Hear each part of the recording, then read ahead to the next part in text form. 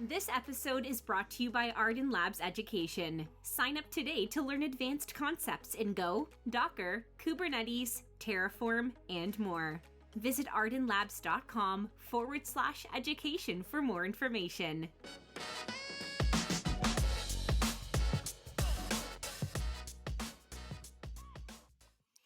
Welcome to the Ardan Labs podcast. Our special guest today is Vlad Ukis. And I've been excited to talk to Vlad because Vlad wrote a book on SRE, right, Vlad? All that site reliability engineering.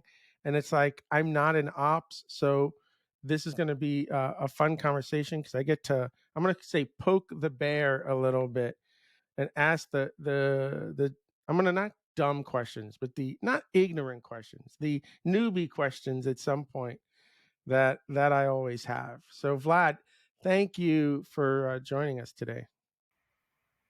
Thank you, Bill, for inviting me. It's very exciting to be here, and I'm really looking forward to the conversation.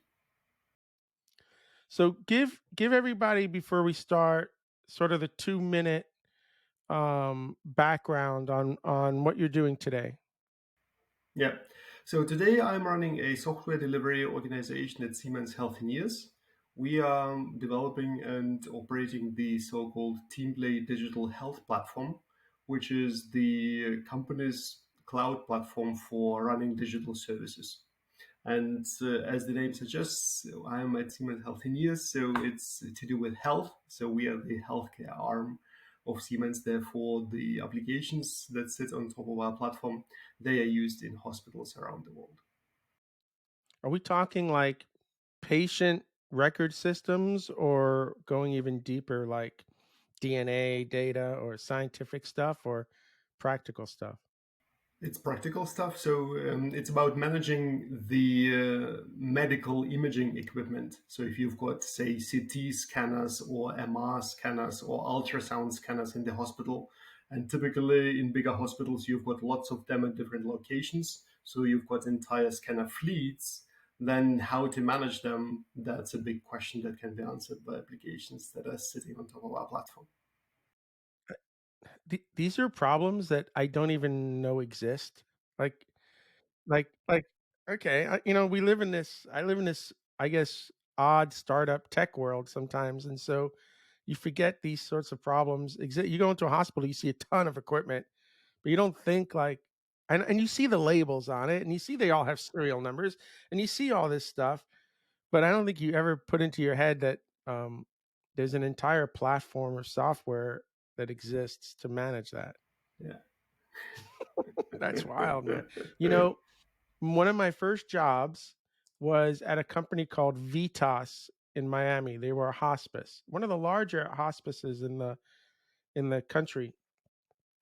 Um, and after that, like I never wanted to work in healthcare again, mainly because of the regulatory environment that existed. And I just said, I don't want to deal with this. Like this is a nightmare. It almost felt like you're constantly being handcuffed because of the rules and the regular. And I get they have to exist, but I don't know, that frustrated me. Right. Yeah. And it's a fun part to be able to create software development processes, software delivery processes that would, on the one hand, ensure compliance with FDA regulations, and on the other hand, also would enable the developers to blossom instead of being bogged down by regulations. You said you work at this is Siemens, like the Siemens, the really big company Siemens Yes, that I will. that's right. Wow, I mean that's a big organization, right? Indeed. Wow. Do you like? Look, this show is really about you, and we're going to jump in the time machine really soon. I want to kind of hear your past and how you got to where you are today. But sometimes I just have these questions that are like itching me, and I have to ask before we sort of start. So, um, without revealing too much, so I'm just kind of curious if you like working at such a large. I've never worked in an organization that large.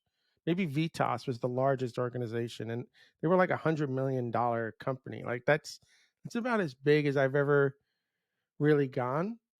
So I don't know what it feels like to work at at a company like Siemens. That just feels overwhelmingly large to me. Do you enjoy that sort of enterprise level environment? Generally, I enjoy working in a large company. So when I was a student, then I also worked for startups. But all my professional life, I was working actually at Siemens Healthineers, which is a very big company. And the company naturally is divided into several divisions. And those divisions you can think of as independent companies. So actually, while you are generally in a very large company, you are within your division, and that is not a huge company usually. So I guess you're saying at some level you could feel like you're really in a smaller company Yeah. because you're in these smaller divisions. All right, that's fair. I'm also going to be super interested in, as we sort of tell this story, how, just setting it up. I don't want an answer right now, but sort of setting up how flexible a company like Siemens could or can or is in terms of latest tech, because I always have this sort of bias that things are gonna. And again, don't answer this yet, but I get this bias all the time, like things are gonna be slow. You got to use proven stuff. You can't go like you can't be in that. And I don't want to be in startup mode all the time, but you kind of understand. And so sometimes I feel like you got to have that individual that's for sure maybe doesn't want to be on the bleeding edge of things, right? And now we're talking healthcare, so it gets even more. So I'm gonna be like trying to pull that out as we tell the story. And if you're not watching the YouTube video, Vlad is like smiling from ear to ear, so I think he knows what I'm talking about here. So, I do, um, and I'm you looking know, forward to the yeah, questions. because I have this weird. I'm just gonna say it here, right? Like I have this weird bias of how can Vlad write an SRE book when he's sitting in a big enterprise company and like he doesn't understand the scale and the tech that we're dealing with, right? It's so stupid, right? And so it's going to be really kind of cool to hear that journey and then really explore this platform that you're managing. And I know my mind's going to go boom, right? Like, what am I thinking about? So I want to put you in the time machine. I need to ask a couple of questions first. Before we do that, the first question is about aging you. So I need to know kind of what country, city you grew up in, and then sort of what year it was when you finished. I call it grade school, like high school. That year right before you have to choose maybe university or something else. So city, country, city, and what year it was when you had to make that decision. Yeah, so I was born in Ukraine and in the city of Kharkov, and I had to make a choice where to go to university in the year. Let me think about this. What Oh, was that? oh my Something goodness! like 95 or whatever, Oh, something 90, like so this. you're like 17. So you're roughly about 17 in 1995. Yeah, something Yeah, like you're a that. young Yeah. you're a young man, Vlad. That's nice, dude. That's great, man. All right. And I just tell my guests for the haven't listened to the show, people who do know this already. So I'm that was 1987 for me, right? So that just helps me. I got like 8 years on you. So now there there we are with the ages. Okay, 95. That's the mark. I just like asking it again because we kind of get a sense of what tech was like, right? That was the first time in 95 was the first time I ever saw dial-up internet at all, right? So kind of sets the stage for us, or at least for me talking to you. Okay, I got that in my head. Now, first question, one of my favorite questions to ask somebody. Don't think too hard. Just clear your mind. Keep it clear. Very first, don't manipulate this. Very first memory that pops in your head of you working on a computer, something with a keyboard. A long time ago, so it's cool for sure. Um, so first of all, with programmable calculators, and then with a computer with no hard disk and no monitor. So you connected it to your TV to have a monitor, and then you connected it to a tape recorder and put some tape in it, and that was the hard disk. So that was my first real experience. Mine too. Exactly.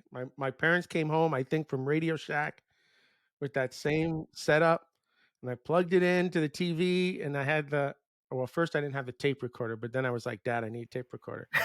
Um, yeah, and started coding BASIC almost out of the box, right? Exactly, It, exactly. That was exactly that what was you were doing.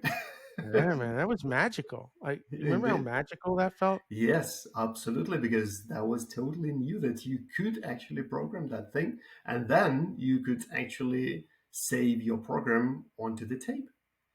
Yeah, and bring it back. And I remember the first thing, I don't even remember what it was that I did, but I was so excited. I'm calling my parents now, like, look what I did. I probably did nothing other than print a few numbers out, but um, I burned through that computer in about 2 weeks, and I went to my parents again. And we were not, I always say we were like lower middle class. We weren't like desperate poor, but you know how expensive computers were at that time. And I just sort of like took a shot at it and asked them for a bit bigger computer, and they invested the money in that. I got a K Pro 2, CPM Z80 K Pro 2. Man, I burned through that computer for years. But what happens? How quickly did you upgrade that computer, or you weren't able to? Well, actually, at my dad's work, they had already kind of proper computers.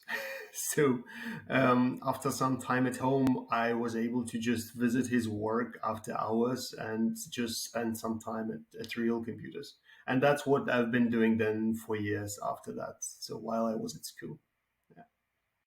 What did your father do that he had an office of computers?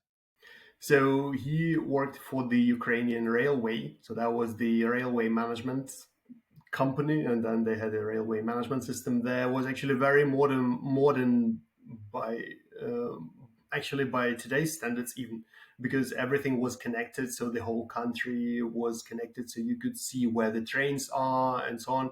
And they were managing the freight trains and the passenger trains and so on. It was actually pretty modern, I would say, even by today's standards.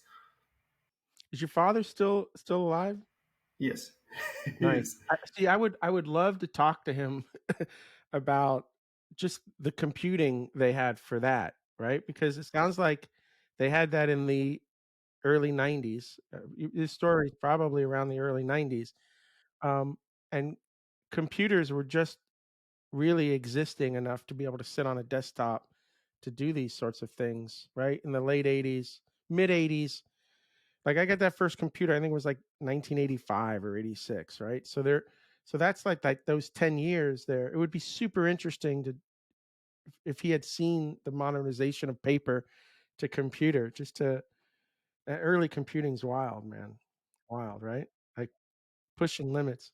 Yeah, Um yeah. Going from punch cards to mainframes to PCs. Yeah, that was the time. eh, yeah, and then making it available to the public in one form or another, right? So it was kind of right there in the beginning, and you didn't have much in terms of tooling and databases and stuff. So yeah, it's wild stuff. But that's brilliant for you because now you have access to these machines at an early age. I imagine that you walked into that office every once in a while and he just said, "Don't touch these and don't break anything." For sure. That's right. And also, I was fascinated back then already that sometimes I saw an entire team kind of sitting and doing something. And everybody was Mhm. doing something at their computers. And sometimes they went to, they called it the big machine room, probably where the mainframe was, and then they came back and so on, and all that process that was very fascinating. I had no idea what they were doing, except for I knew the context. It was all about managing the trains, but that was really fascinating to But it looked me. cool. You're like, Yes, I indeed. want to, yeah, I want to be in that room, man. I want to be, Exactly. yeah. No, I get it. So does this sort of fascination and love for programming continue all the way through sort of high Yes, school? And are you doing that yes. in school, or you that's part of your extracurricular sort of time at home? That was part of extracurricular time at home. And then what happened, luckily, was that some guys at my dad's workplace just organized the some basic programming school basically for their children. And of course, anybody could join, but there were lots of kids there, which were kids from the workers there. And that was my really first attempt to learn something about programming, except for doing it on my own at home. And that was, of course, really cool because you learned from real practitioners who did that at work and so on. That was really, really cool. That was definitely kind of a mindset breakthrough for me. What a brilliant idea to teach those to teach. Was that how old we do you remember how old you were? Were you already in high school when they put So that program together? yeah, so that was something like 15, 16, something like Yeah, this. okay. Yeah. Yeah, as you're in high school. What a brilliant way of doing that. I mean, they didn't have to do that. It wasn't like they were gonna be training a workforce, but it was super nice to do that. What other things were you doing when you're 15, 16?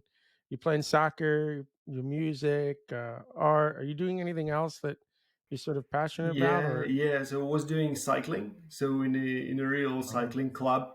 So competitive cycling, things like that. Yeah. wow, you're first person I think I've talked to that throws cycling out there.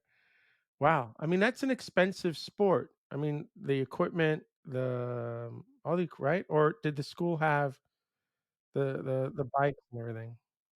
The sports club had all this. So you had to pay some membership fee, which wasn't a lot, but then you got access to the equipment. Yeah. That's amazing, man. That will keep you in shape right there. Did you have any aspirations that you were going to take the cycling, competitive cycling to, I don't know, maybe like Olympic level?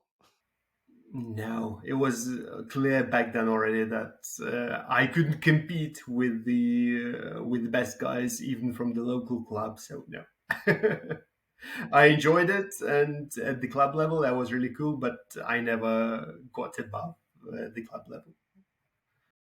You weren't gonna. Okay, that's fair. I mean, that's talking about like 1% of like but athletes at that level are they're freaks, man. They're freaks of nature, right?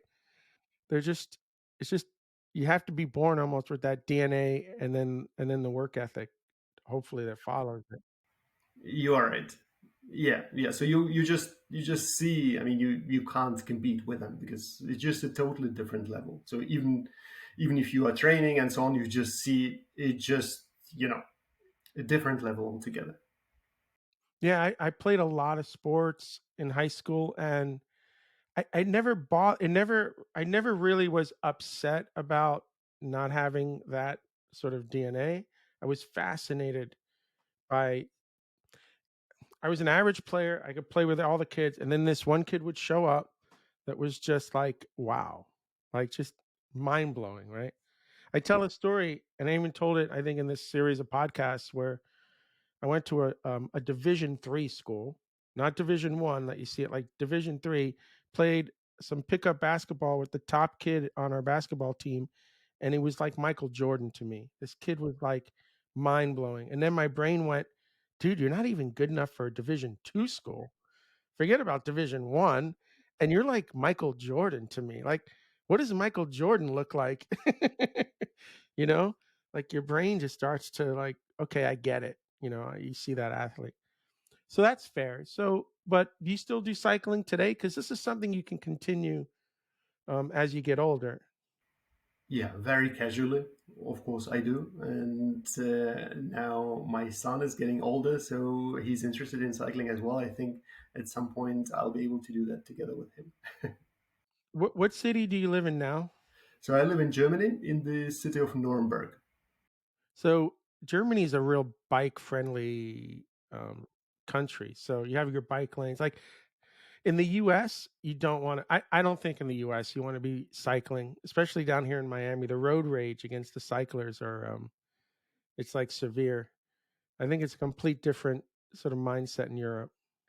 All right. So you're learning how to program, your dad's company is teaching you, you're cycling, but at some point now you're going to graduate. I'm going to call it high school. You've got to make a choice. And I'm going to guess that you're already leaning pretty heavy to go to university to study computer science. Yeah, absolutely, for sure. So there were choices to either go to study math or computer science, and it was obvious to me I wanted to do computer science. But you have to have the grades for that, right? You have to take place, or you got to take exams for that and get in the right schools. Yeah, that's right. Yes, but I probably had the grades, so that wasn't an issue. Grades or school was not ever an issue for you. School was easy, or school was just Was okay. I mean, wasn't that easy, but I mean, with effort, I could manage the school. all right. That's fair. So the university, I mean, you had choices for university. So did you choose one home? Did you choose one you had to get out of the house? Like, what's your choice? I I chose one which was near home. Yeah, so that was in the city I lived in, and I did 2 years there, and then we moved to Germany, and then I continued here in Germany. Oh, so during your university years, you moved to Germany. Do you remember why that is? Your dad gets a new job, or it's just Yeah, yeah. So the entire family moved. Yeah, moved country, and therefore I moved as well. what were you? I mean, you're old enough to say, "See ya, I'm staying here." So it seems like this was something that you were completely okay with and wanted to do as well. Yeah, so that was something that's been discussed for a long time in the family, so it wasn't abrupt, and yeah, so therefore, yeah, it was always that if that happens, then everybody comes along. I mean, we're talking 97 here, but do the credits that you've already acquired in Ukraine university, does that transfer to like your German university, or you have to start over? No, no. Partly it was possible to get the credit accredited in the German university as well. Yeah. That's nice, man. You know how many stories I hear in Miami where it's even worse? Like you have somebody that comes out of maybe Cuba or South America, and not only would their credits not apply, but their degrees at some level don't even, like a doctor. There were doctors here pushing brooms because like their degrees didn't mean anything. That's mind blowing to me when I hear things like that. Like, are we like at a level where we think our education is superior? Because it's not, right? So I'm glad that you were able to get those credits transferred over. Yeah, definitely. So there was an assessment of what I did back there and what's required by the new university, and then there was a fair accreditation. But when you kind of compare the two universities, do you feel like you upgraded in terms of sort of the content you were learning, or did you feel like, man, I went backwards? No, absolutely, that was an upgrade. So that was an upgrade. Why? Because back in Ukraine, the professors they were all rooted in math. So although they were teaching computer science and so on, but the background was math, so heavy math and so on. I mean, obviously in computer science, it's very beneficial if you've got the math background, but that's not what the practitioner does. And in Germany, you actually had a choice. You could go for more math orientated education, or you could choose more practical courses, which I did. And so that was a big upgrade for me, for sure, because the professors, if you wanted to, you could select those that were coming from the industry, and that's what I did. Did the university have you do internships, or were you working at all um, during that time?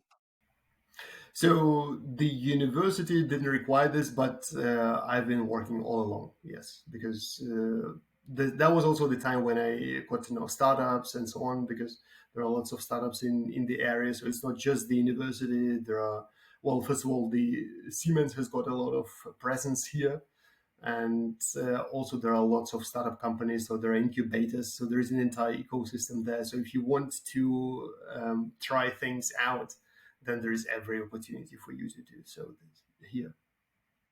Oh, so you were able to get a programming job, I guess, while you were going to university and finishing that off. Yes, That's that's what awesome. lots of computer science students did, because there's a lot of demand for developers. So students who have got some programming skills, they definitely can find a job there. So that's an opportunity you wouldn't have had in Ukraine if you had stayed in Ukraine. Not really. So, first of Uh, all, the ecosystem is smaller. But secondly, when I was in Ukraine, I was in my initial years at university, so I had to focus more on university. mm. Okay, so that's brilliant. Now, at that point, you're at school, you're working, you're in your early 20s at this point. Do you still living at home, or you finally like say, I want my own place? Yeah, so that was already when I had my own place. Yeah, that's for me. That's like that moment where you have your own place and you're really living on your own. I think I've made sure all the kids after they graduated high school and went to university, I pushed them like, you're not staying in the house. Go and start living your life. And I promise you, when you come back in 4 months, you're not going to want to stay here. And sure enough, right? Like your parents' home just isn't ever the same. It's smaller than you remember, and it's like, I don't want to live under their rules. I got my own rules now. That's awesome. So I'm guessing then are you able to graduate on time, like in 2 more years, or the transfer pushes you back? Are you able to graduate on time? Yeah, for sure. Yeah, that So wasn't it's an issue. like 1999, and you've got this job at Siemens already working. I mean, part time, I imagine. Yeah, that was a bit later. So that was Oh, okay. 2000 something or so. Oh, Yeah, so then where were and you working? Where were you working when you were at university? What were you doing? What was the problems? yeah, so at university I had several jobs. So one was there was a local company which was founded by one of the professors with whom I did a class and some smaller thesis assignment, which was prescribed by the university. And then he said, "Okay, so actually, I'm also having a company." And I'm like, "Okay." And would you like would you like to work there? So, okay, what is it? And then yeah, so it happened that I started working at that company. It was really really small company. So the company was really as small as just a single room, and there were a couple of guys there, and I was kind of, I don't know, the fourth guy there or so. So really small. And while I was there, the company actually grew, so they had a proper office at some point and so on. So that was one. And But what was the problem? What was the problem you were solving there? And what were you coding in? Are you Java, coding so that was in Java. Java? That was Java. And the problem was, yes, so the company was developing software that enabled you to model processes. So it was process modeling software. And that process modeling software, now if I think back, was connected to Aris. And Aris was a data source for this. So it could connect to Aris, and then Aris had some representation of those processes, and then the software enabled you to then see the processes in a better way and then change them and so on. And then they wanted to connect additional data sources, and then there were guys who were working on connecting additional data sources, and I remember that I was taking care of this Aris connection. That's pretty exciting. I mean, that's like you first time you're really working on product, right? I mean, product. Yeah, that was a real product. That was really good. That's right. And then there were some jobs at university. helping PhDs to do something that they needed, smaller jobs, like you need to program something, or you need to do some research on something and then program something and things like that. Yeah. What I didn't ask you, and it just occurred to me, is you went to Germany. Did you already know German? Like, how are you communicating with everybody? Yeah, so that was the first year in Germany where I just dedicated it to learning German. Ah, okay. So you had to learn. I could, dude. I even in high school, I tried to learn Italian, and I'm like half Sicilian. I grew up in a household where everybody was screaming Italian at me. I just could never pick up. And now my wife is from Colombia, so they speak Spanish all over the place here. So I grew up not knowing what anybody's saying, so it doesn't bother me. But I just can't. Nor could I ever pick up a second language, even at the age that you picked up German. I find that fascinating. My brain doesn't work, man. How hard was it for you to like? When did you have the moment that you understood everybody on the train or the bus? Like you have that moment, right? When you're just like, oh yeah, I understand everything that's going on around me. Yeah, so it was a gradual process. And I think what was important, first of all, that I was in the country. That was, of course, the most important thing.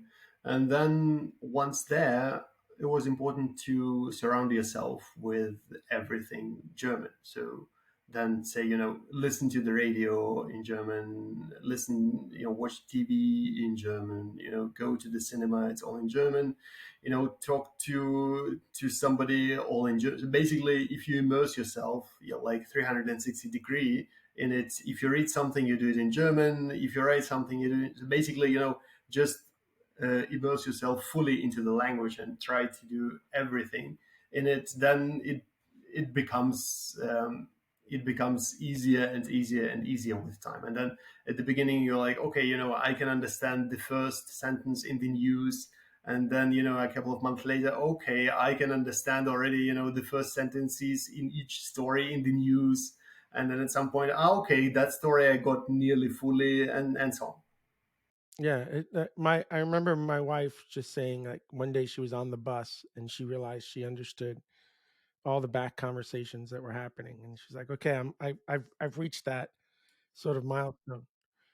Yes, that's right. This is difficult. So really understanding the back conversations that are happening on the bus, this is where you are already beyond the basic, much beyond the basic level. But the other thing I noticed with my family was they only spoke Italian on Sunday around the table. So I guess, but over time you start losing your vocabulary. How much do you still talk in Ukrainian and Russian? Like, are you still feeling like fully fluent because you get to still use it every day? So because my wife is coming from Belarus, so she can also speak Russian. Therefore, there is a lot of Russian spoken at home.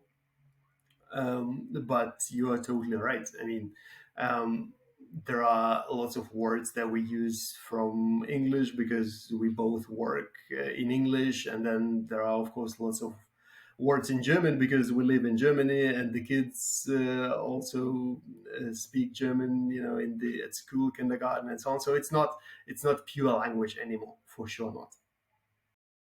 You know what a lot of Latin people do in Miami when they have kids is they only speak, obviously the couple has to speak Spanish, right? But they only speak Spanish in the house. And then when they go to school, they let the kids learn English by going to school. That way everybody has the language, right? Did you do anything similar like that with the kids? Yeah, we speak as much as we can in Russian at home, and also that's where kids pick up the language as well. But of course, once the kids start going to school and doing everything in German, this cannot be compared to a kid that's growing up, and going to school where the language is spoken. So they lose this pretty fast. My mom was Italian, my dad was Irish, so there was only English being spoken in the house. And I kind of regret not having I just regret not learning the other language. So I always I'm happy to hear that. Like you don't want to lose your language and your culture because you're in another country. You're working these jobs in university. That's awesome.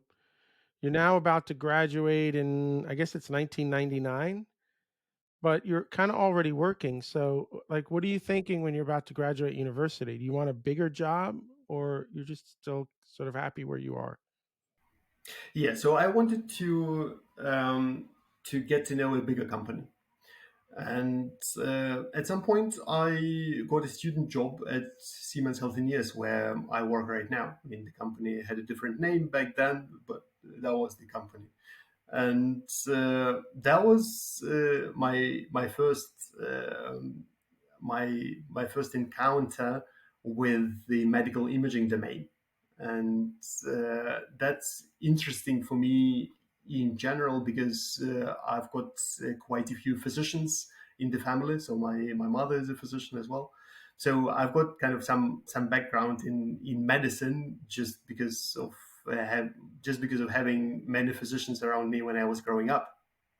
So now entering the we call it med tech domain was therefore already interesting for me, and then also I wanted to get into a bigger company to see how it is, to work in a bigger company. So that was really something where I started I started imagining that I'd like to actually work here when I graduate. Did you? I have to ask this question because all of the people that I know whose parents, or at least even one parent, is a doctor, always felt somewhat pressure to be a doctor. Did you ever feel pressure because of your family? No, No. zero.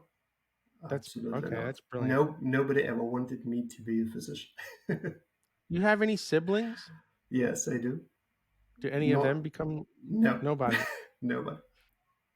I feel like things skip a generation as well. Like my dad, who was a musician, and not my me and my sisters did not become musicians. And son number five, I number all the kids. So number five now has found a love for music, and I was like really shocked that the kids didn't find music, and then finally, well, like it's 17 or 18, whatever it is, it clicked in his head. So I feel like things skip. So maybe your kids are going to become doctors, or who knows? Might be. Yeah. Nobody said anything so far, but who knows? So you might be the first person I've talked to that has stayed at a company. You're there almost now 24 years. Yeah. I know. That's wild to me. Like nobody does that anymore. Yeah, it's So, actually a bit less than that because I went to a third university in between to do a mm, PhD in the UK. But yeah, so before doing PhD and after doing a PhD, I was working at Siemens Healthineers, and yeah. okay, let's talk about that. So you Okay. graduate with your Yes. undergraduate degree. Yes. You get this job at Siemens on the imaging. Um, because I'm just fascinated about this. You At some point you have to get bored with the work. You want more challenges. So what year did you let's talk about you deciding to go after that PhD because now it's like 99, you're working, it's exciting, you're in the imaging. Just what's happening? When do you decide that you want that PhD and why?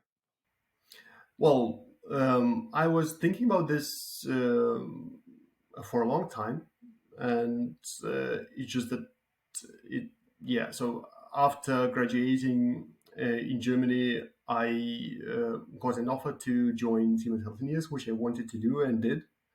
And then I was working there for a couple of years, and then I understood that I want a new challenge, as you say, and I wanted to deepen my knowledge in what I got interested in, which was software architecture. So actually, when I joined Siemens Healthineers, I started working in the architecture team, in an architecture team, and they were building up architecture for the new generation of an on-premise platform.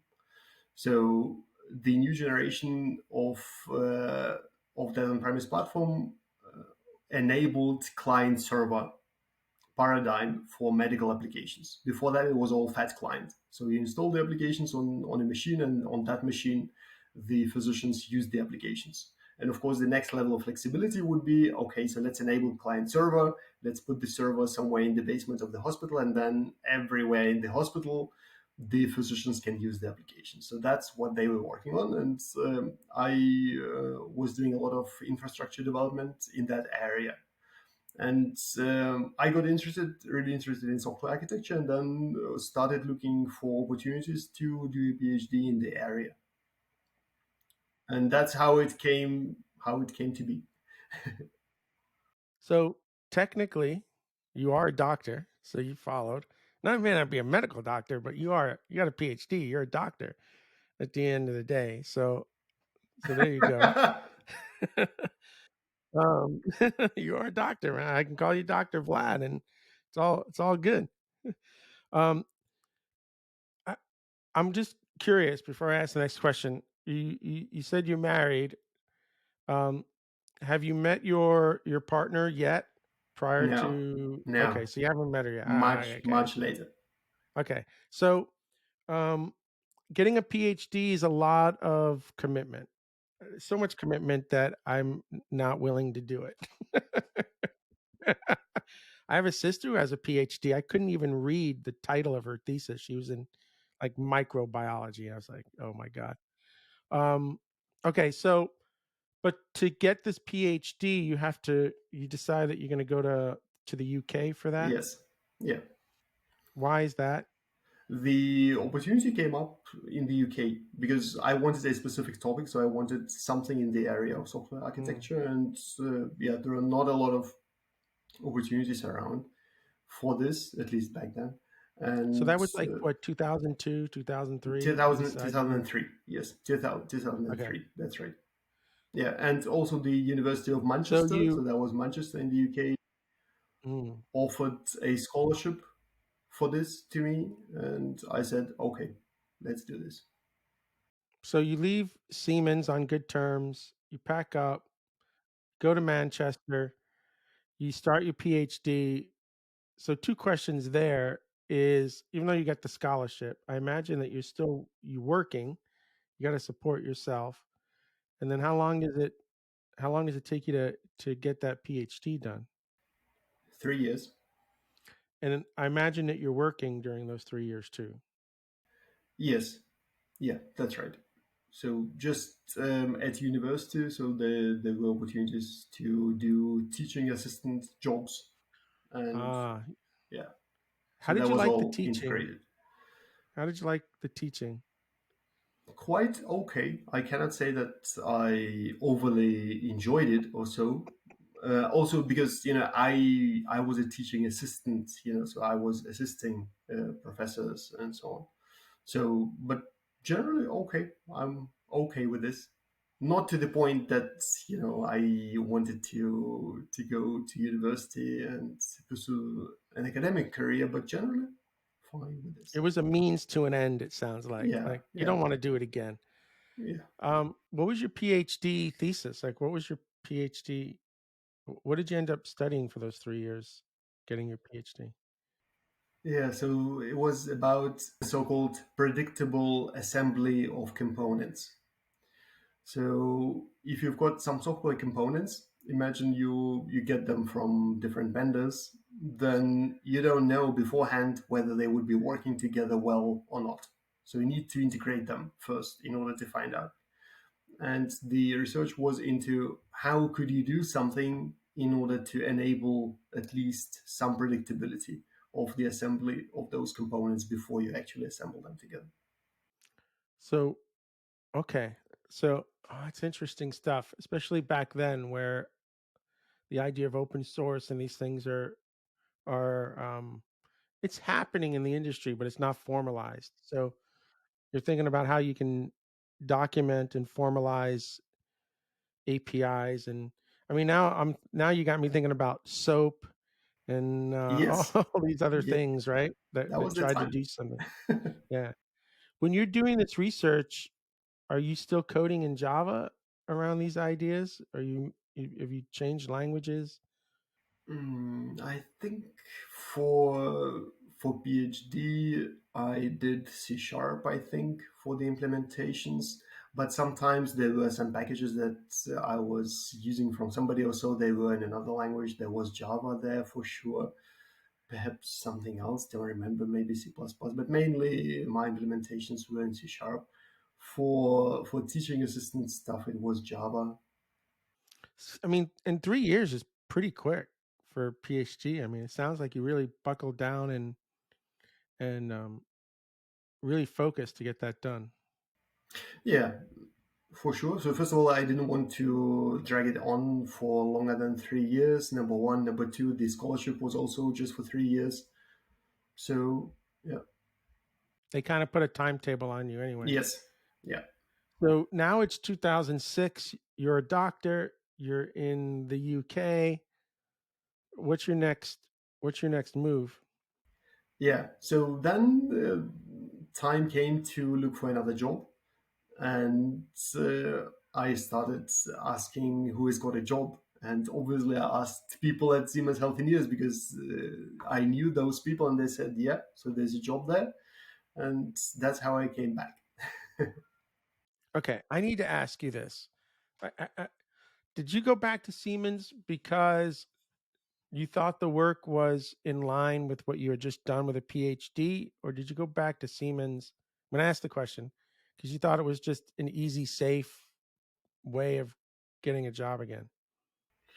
So generally, I was and I still am interested in the domain. So medical imaging is an interesting domain. So secondly, they have got very large projects, which makes it interesting from the architecture point of view. And then when coming back, I was responsible for several teams. So that was already high level architecture, and I knew the people, so everything came together. So you know, I didn't find anything more interesting than that. So therefore, why not? No, it makes sense now because you already had a reputation there. You're now a doctor. Architecture is a big problem for them. And now you get to apply all these ideas that you've researched over the last 3 years in a practical way. Yeah, in an Yeah. interesting domain. So Yeah. So now it's 2006. You go back to Germany. You go back to, it's almost like you never left, other than your responsibilities have gotten much larger. um, and now you start building out these on-prem platforms.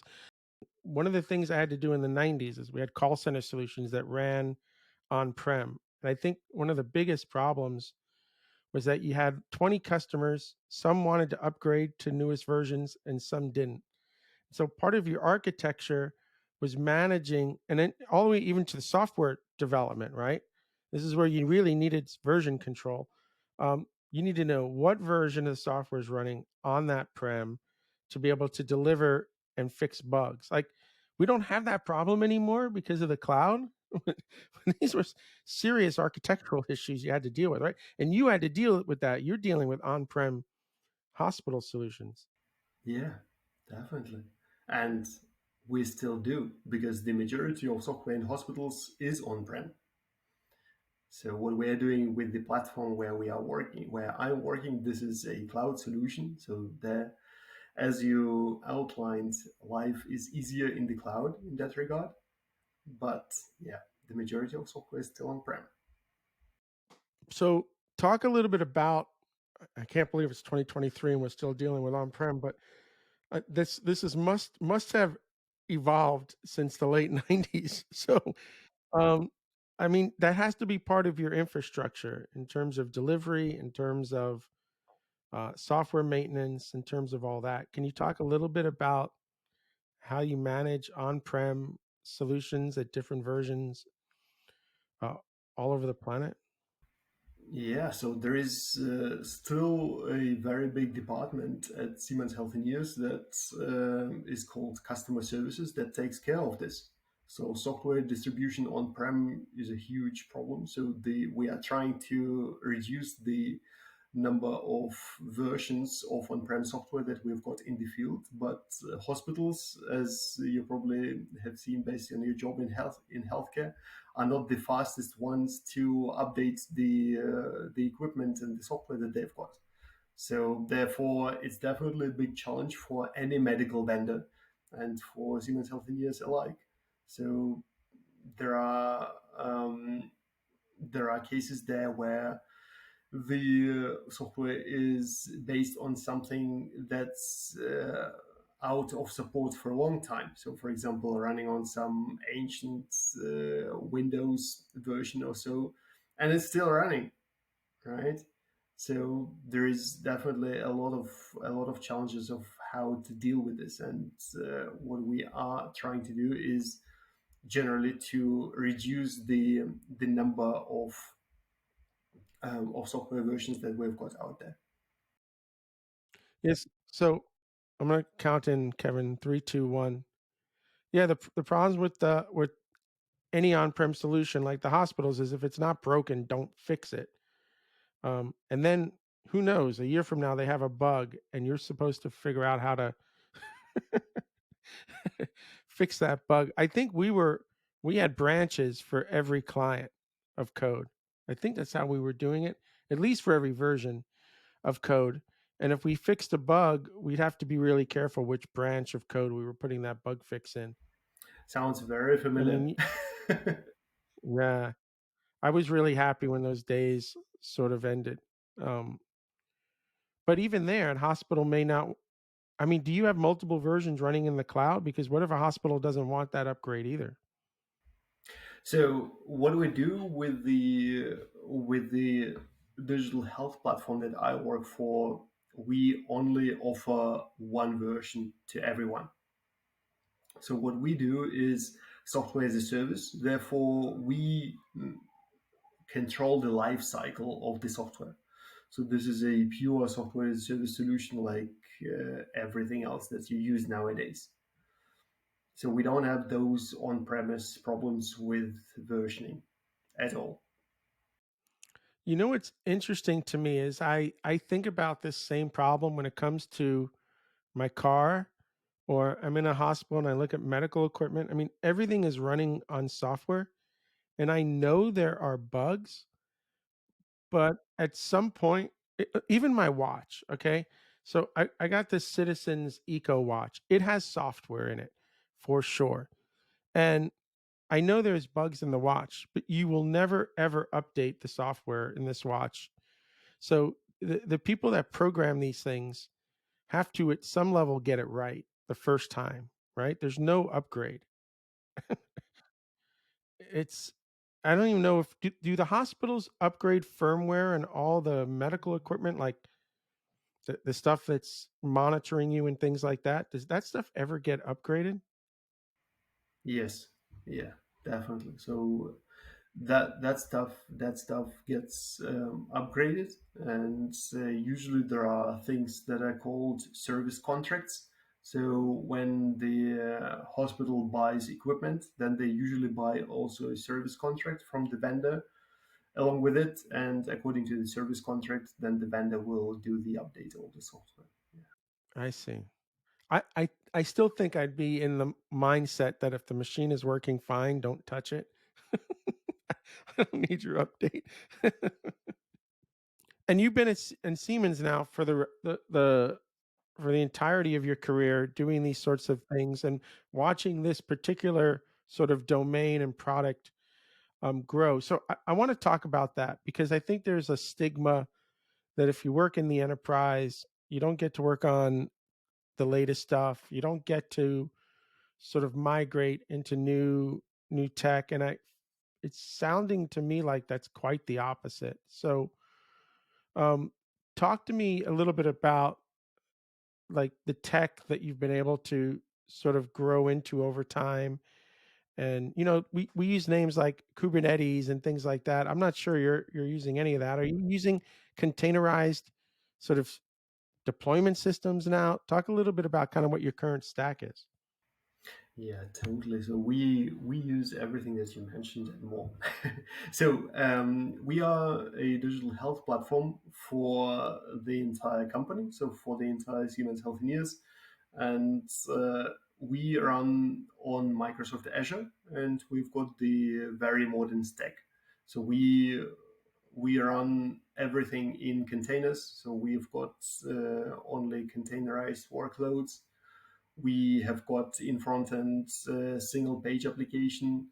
We have got we use cloud capabilities for scaling out things whenever needed. We use Kubernetes as platform as a service offered by Microsoft. So we've got a very modern stack, and we also update very frequently everything that we use from the internet, NuGet packages, and others. So we are a very, very modern development. And of course, there are other departments in Healthineers that that develop on-premise software. There, they don't have the opportunity to upgrade that fast or that frequently, exactly for the reasons that we have mentioned before, because there are very many installations that are on-premise and they cannot be updated at once, unlike what we can do in the cloud because we control the life cycle. I feel like now that I'm talking to you, that the cloud has almost pushed your hand in having to upgrade and adapt to the latest, greatest stuff, because everything in the cloud today is about containers in one form or another. You had no choice but to adapt and change your tech to support the cloud. Interestingly enough, in Microsoft Azure, there are also primitives and possibilities to run workloads outside containers. So there is something that is called Azure App Service Plan. So you can run your workloads also in there. But when you do this, then you realize that this is much more expensive from the cloud cost point of view than running Kubernetes clusters and containers on them. Hmm. And when did you start that migration? I'm just curious, when you started this migration to the cloud for this platform. Was it 10 years ago? Was it 5 years ago? How long has it been that the team has had to learn all this new tech? The platform is 10 years old and that was a greenfield development. So all the previous platforms, so the Fat Client platform, the client server platform, that was all on premise. And the it's called TeamPlay Digital Health platform was a greenfield development that started exactly 10 years ago in summer 2013. What is your programming language stack on this? What are you using for back end development and front end development? Backend development is C Sharp and front end development is Angular.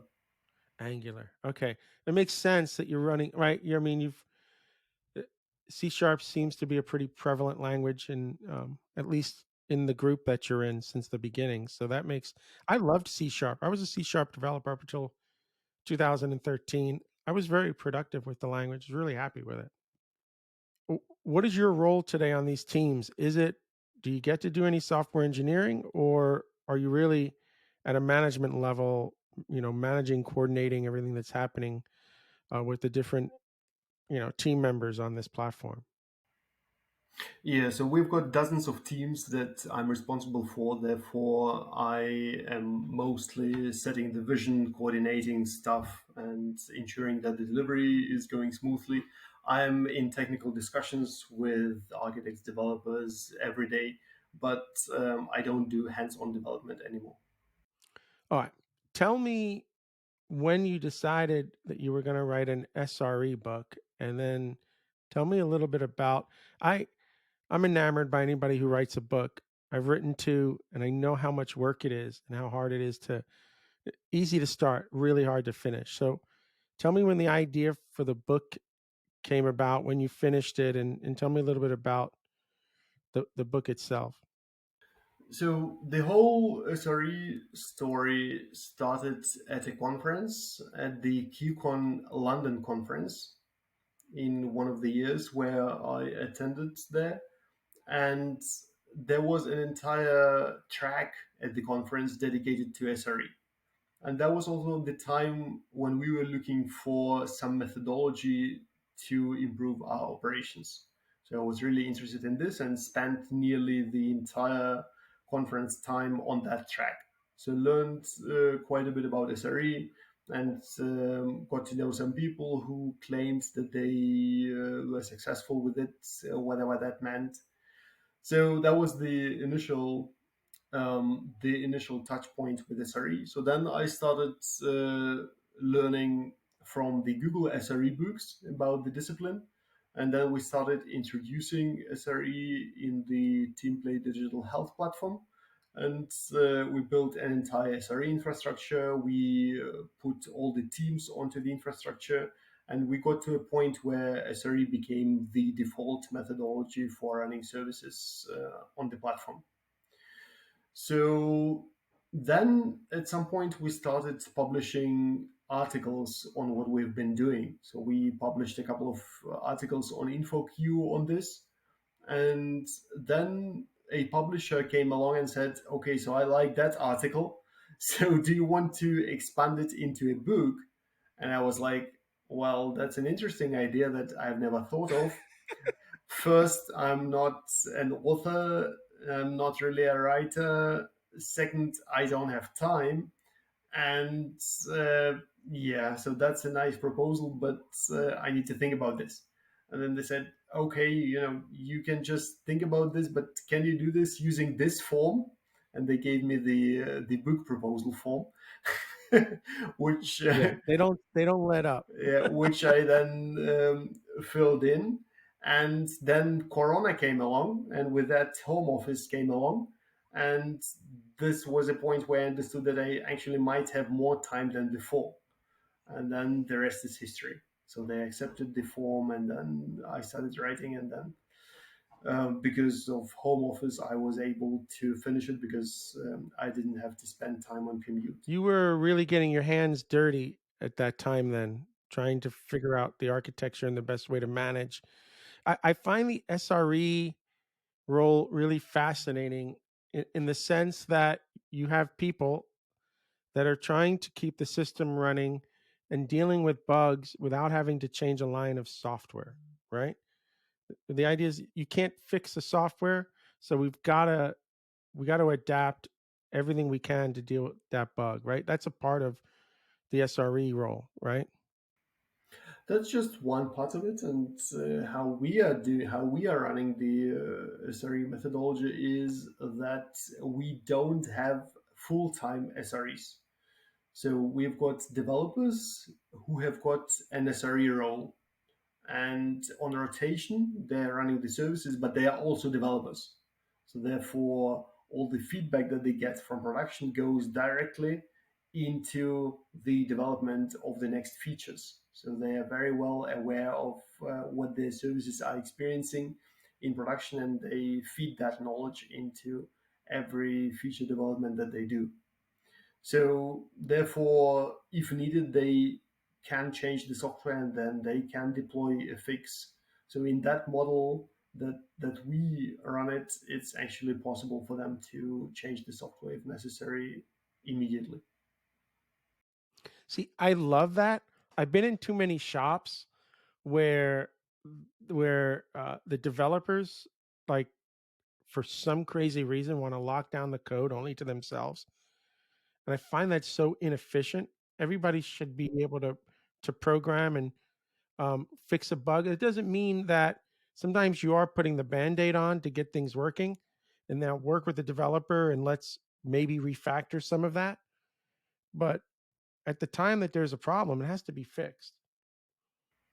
Absolutely. And Yeah, I love that.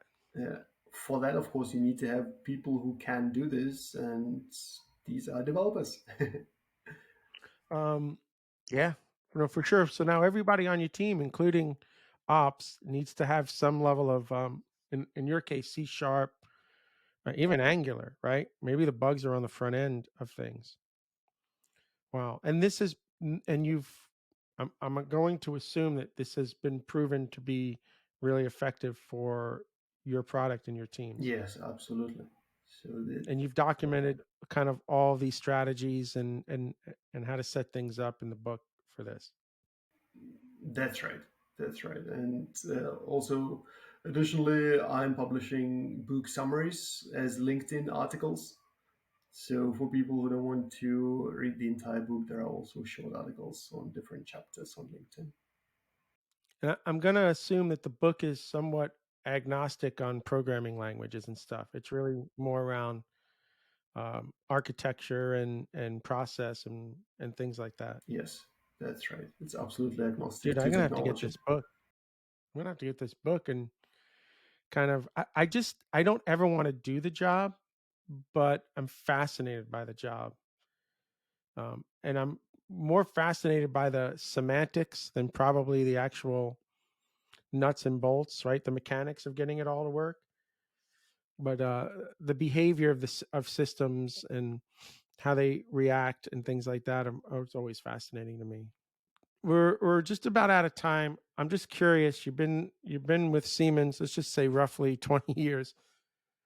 I don't get any sense from you that that you're bored or you're done. You feel like there's still challenges there ahead of you. At this point, I imagine that you're going to retire from Siemens in another what 10, 20 years. What's the future hold for Vlad? Nobody knows what the future is, but generally, you are totally right. I'm very excited and happy to work at Siemens Healthineers. I still find the domain fascinating, and I still see a lot of opportunity to do cool stuff there. So happy to be where I am. Do are are the other people on your team and around you, are they all like been around for a decade, or are you starting to see more and more people come for 2 or 3 years and then leave and come and go? What's kind of the culture there in Siemens and what you've seen on your teams there? I'd say it's kind of 50-50. So there is like 50% of the people who are like me who have been there for a long time, and there is then another half which is more younger people who like more mobility. Yeah, I'd say kind of 50-50. Wow, it's super interesting. And would you say like if I if somebody's joining your team, do you feel like will that individual feel like they're in an enterprise, or will they feel like they're in a smaller company working towards, say shorter term and sort of quicker goals to get things done?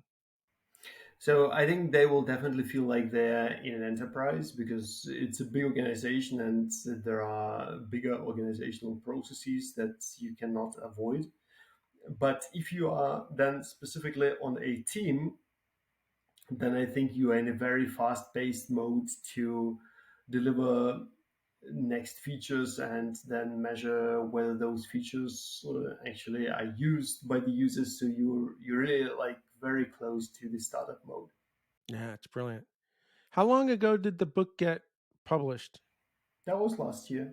So I think that Last was year. Okay. So it's still super current. Are you already working on the second edition? no, no, I don't. No. Yeah, I think the book came out something like 10 months ago. Oh, yeah, still super fresh. But it's also not necessarily focused on Azure, right? Like the ideas can be applied to any cloud Absolutely. environment. Yes, that's Yeah, right. that's Yeah, awesome, dude. it's totally Man, technology so agnostic. that is absolutely awesome. All right, dude, we are out of time. Fascinating story, man. Fascinating. Like I never would have expected someone with your sort of experience and the work that you're doing to suddenly write a book about this stuff. I find it super fascinating. And I imagine you've got 20 years of experience in the book as well, which you don't get from a lot of. When I wrote my book, I in Go, I was only doing Go for about 3 or 4 years. I was an engineer for a long time, but I would say from a subject matter point of view, I probably wasn't even nearly an expert. You've got subject matter expertise already when you're writing that book. I find that to be rare. So I'm really excited to kind of get that book and jump into it. Looking forward to your feedback after you read it. All right, Vlad, if anybody wants to talk to you after listening to the show, is there a good way for somebody to reach out to you? We'll put it in the show notes too. LinkedIn is a very good place. As mentioned earlier, I'm publishing the book snippets on LinkedIn and they're very accessible. So, therefore, looking forward to welcoming your listeners to my profile. Oh, brilliant. Okay. This is Bill Kennedy and Vlad signing off from the Ardan Labs podcast. And we hope to see everybody again real soon.